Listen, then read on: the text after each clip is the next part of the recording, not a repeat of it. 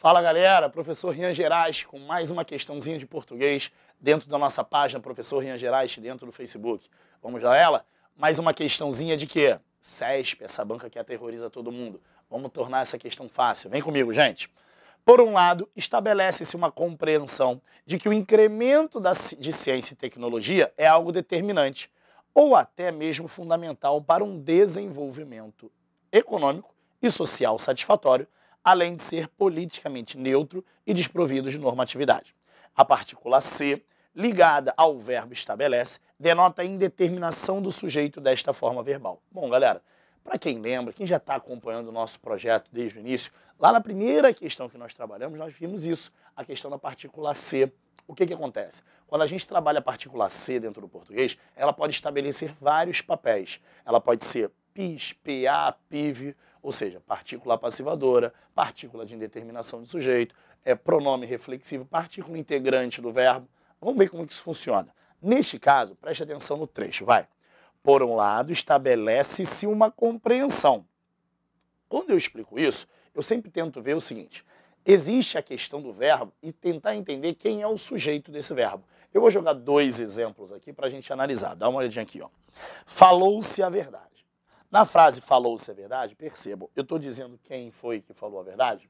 Eu estou determinando qual o sujeito que praticou a ação de falar? Percebam, falou-se a verdade. Você não sabe quem falou a verdade, mas uma coisa a gente pode afirmar, que é o quê? A verdade foi falada. Nesse caso, a verdade é o sujeito de voz passiva sintética, porque percebam que eu falei que a verdade foi falada. É um sujeito que sofre a ação de ser falada. Então, nesse caso, sendo a verdade um sujeito de voz passiva sintética, esse C é o famoso PA, a partícula apassivadora. Ficou claro nisso? Por quê? Porque falou-se a verdade, não tem como determinar quem pratica a ação, mas tem como dizer quem sofre. Nesse caso, quem sofre é a verdade. Agora vejam, falou-se de você.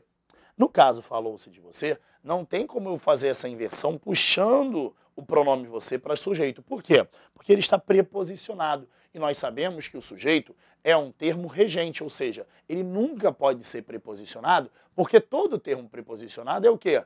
Ele é regido. Nesse caso, é um termo subordinado a outro. O que acontece?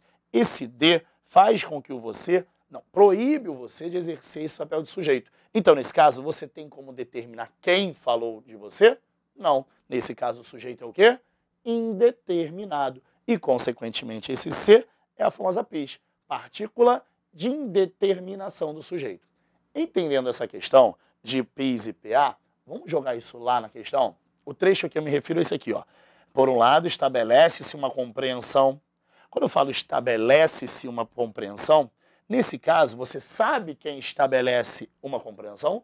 Não, não tem como eu determinar quem pratica a ação de estabelecer. Mas uma coisa a gente pode afirmar o quê, gente? Que a compreensão é estabelecida. Esse termo, uma compreensão, vai exercer o papel de sujeito de voz passiva. Nesse caso, ele sofre a ação de estabelecer. Então, nesse caso, uma compreensão é o sujeito da expressão estabelece-se uma compreensão. Ficou claro nisso? Tendo o sujeito de forma explícita uma compreensão, vejam só a afirmativa.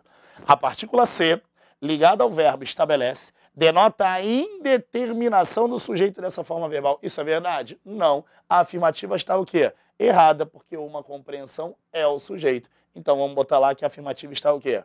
Errada. Ficou claro isso, gente? Mais uma questãozinha de C, fazendo com que muita gente fique desesperada, nervosa. Lembre sempre, tenta verificar quem é que está praticando a ação, quem é que está sofrendo a ação. Parta sempre da interpretação. Compreenda o enunciado para que tudo fique mais fácil para vocês na hora de fazer a questão. Ficou claro isso, galera? Bom revê-los. Amanhã a gente tem mais uma questãozinha. Até a próxima. Tchau, tchau.